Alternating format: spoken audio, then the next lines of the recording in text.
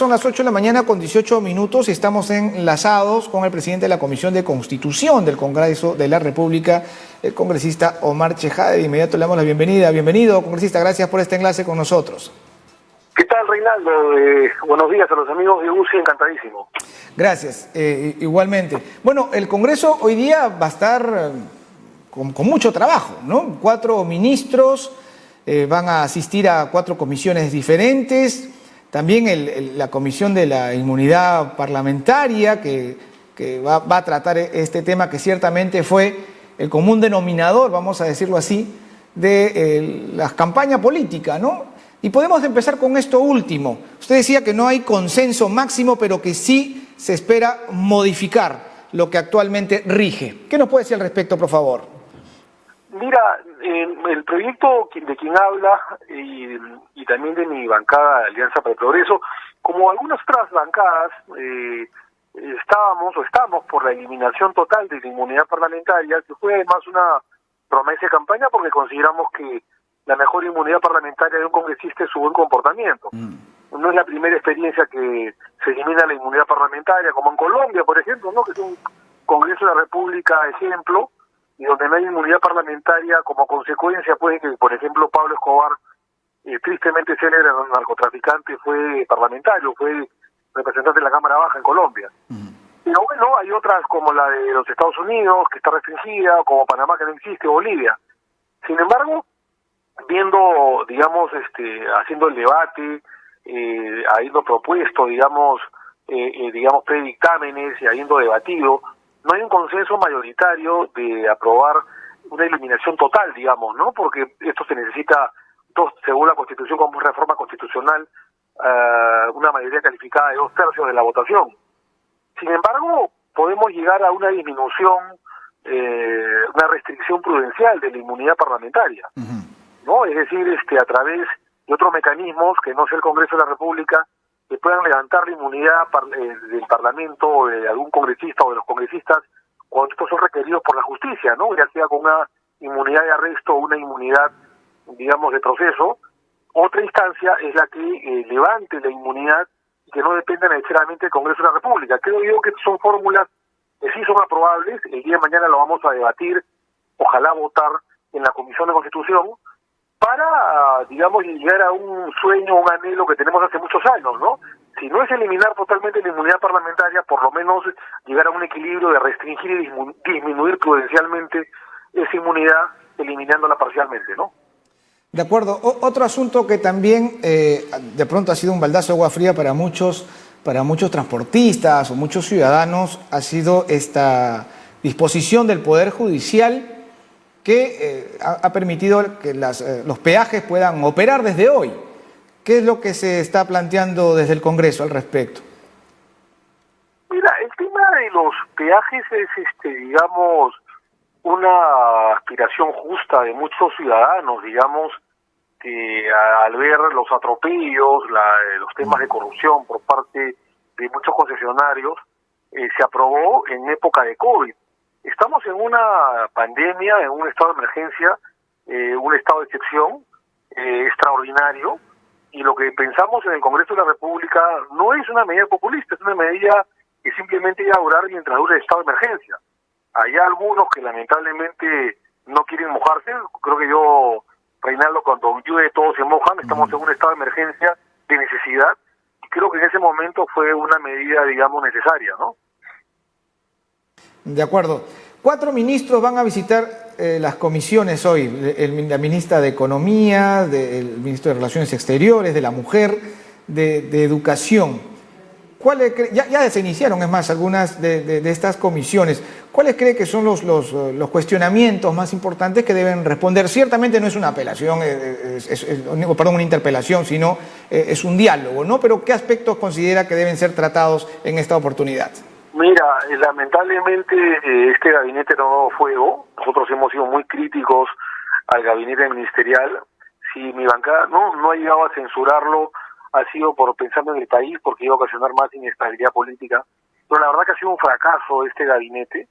Digamos, prometieron aliviar las consecuencias de la pandemia y luchar en esta guerra sanitaria, y han fracasado con la con el estado de emergencia más duro en el país, con el estado de emergencia, con una cuarentena, la primera en Latinoamérica, la más estricta en América y en el mundo, con la Fuerza Armada en la calle y la policía en la calle, reprimiendo a las personas que salían, ha fracasado. Hay 260.000 infectados, cifra oficial, hay mucho más, por supuesto.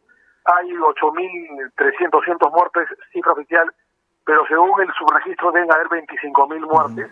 Está escondiendo este gobierno, lamentablemente, y además ha destruido la economía, porque mientras otros países van a decrecer menos 4%, el Perú va a sobrepasar el menos 12%, siendo el Perú uno de los países más sólidos en nuestra economía. O sea, los 20 años, digamos, de crecimiento económico continuo que ha habido, digamos, en el país durante políticas económicas abiertas, de tratados de libre comercio, de inversión, y en la cual hemos crecido 6 puntos porcentuales en los últimos 20 años, este gobierno se ha encargado en 3 meses de destruirla, Reinaldo, por el amor de Dios.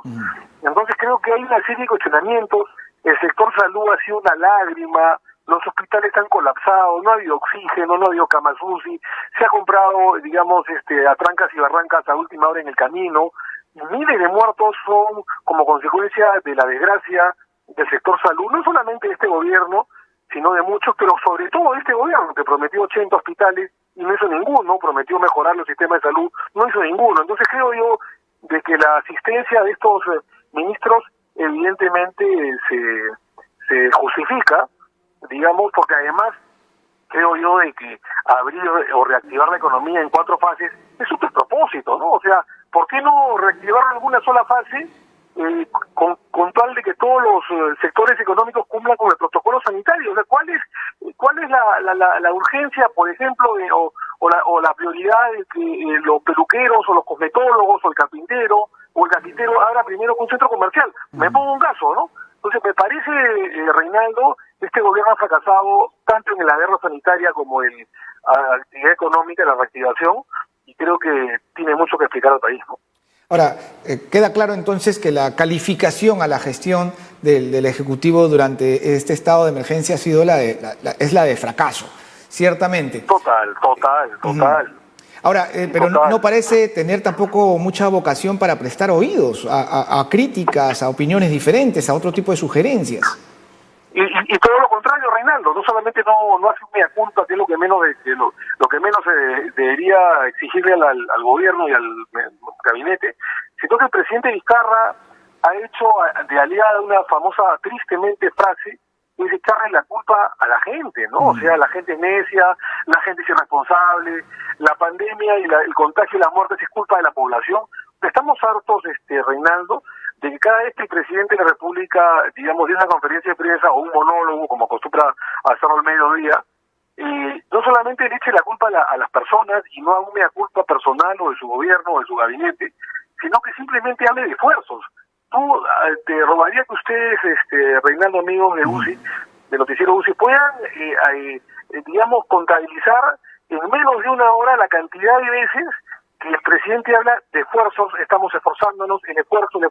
La población, Reinaldo, está harta, cansada de escuchar la palabra esfuerzo del presidente.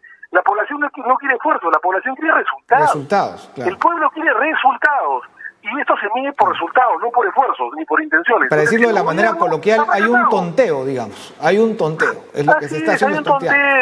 Hay un tonteo. Este gobierno ha fracasado. O sea, estamos hartos de escuchar esfuerzos. Esto es como en el fútbol, Reinaldo, ¿no? Es decir, se mide no por esfuerzos o por intenciones, sino por resultados. Igual es en la política. Si en la política el gobierno fracasa en cifras estadísticas, entonces no vale, no sirve. Por más que tenga buenas intenciones, no dudamos de las buenas intenciones del gobierno, del presidente Vizcarra, del ministro Zamora, del ministro Ceballos, pero los resultados contradicen toda su gestión. Han fracasado en todas las líneas, en el sector economía, en el sector salud, en el sector reactivación, en el sector justicia, las cárceles, fíjate las cárceles, Reinaldo, han habido miles de infectados y cientos de muertes en las cárceles, y nadie dice absolutamente nada, y el presidente no hace un mea culpa, y al no hacer un mea culpa aquí, él piensa que las cosas están bien, o sea, él está viviendo en otro mundo. Lamentablemente, las cifras lo contradicen y los paganos somos los ciudadanos y el pueblo, ¿no? Siempre el mes de julio es un mes propicio, oportuno incluso para algunos gobiernos, históricamente lo hemos visto así, que han tomado esa oportunidad para renovarse. ¿Cree que es momento de una renovación del gabinete? Mira, hace tiempo se han debido oír varios, ¿no? Comenzando por el premier Ceballos, ¿no? Ha sido una lágrima su gestión, le ha quedado muy ancha la camiseta, lo dijimos muchas veces, lo hemos dicho en la cara el día de la cuestión de confianza hace 15 días aproximadamente.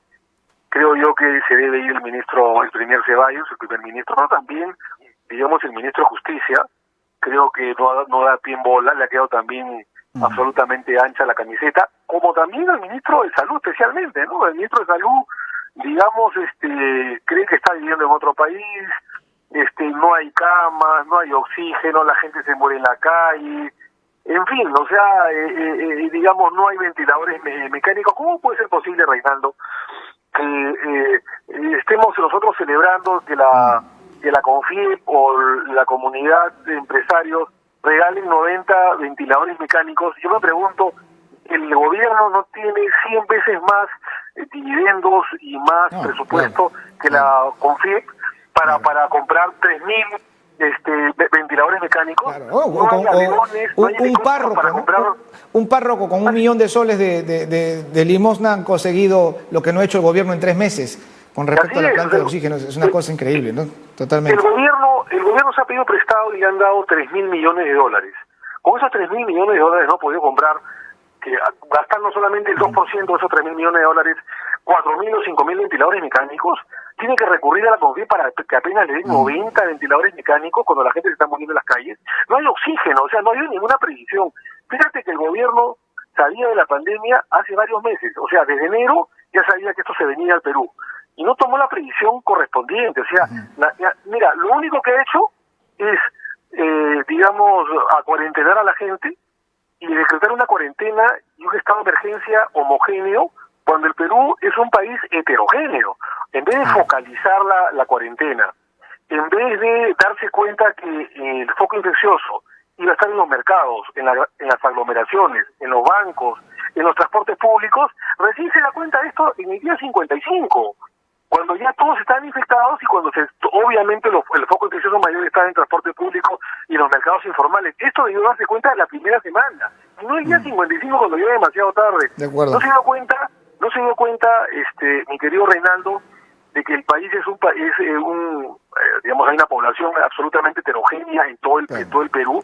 No se dio cuenta de que un toque de queda a las 6 de la tarde iba a generar, por ejemplo, aglomeraciones. No pudo aislar, digamos, a la población. En vez de cuarentenar a la población, debió aislarla, es decir, las personas que estaban enfermas, las ponían en hospitales, en estadios, no sé, en lugares donde no podían salir hasta que una vez que estuviesen mejor, dando resultados de descarte negativo, recién llevarlas a sus casas. ¿Por qué no compró, por ejemplo, la prueba de descarte molecular en vez de la prueba de descarte rápida, que no han dado resultados? O sea, toda la política antisanitaria o sanitaria contra el COVID ha sido un fracaso, Reinaldo. De acuerdo, gracias. Nos ha ganado el tiempo, Omar. Agradecemos mucho este enlace con nosotros. Gracias. También conversamos entonces con el presidente de la Comisión Constitucional, Comisión de Constitución del Congreso, Omar Chejade, quien ha calificado de fracaso total la gestión de este gobierno durante estos 3 meses de emergencia que hemos venido afrontando y que lamentablemente pues no ha sido promisorio para nuestro país.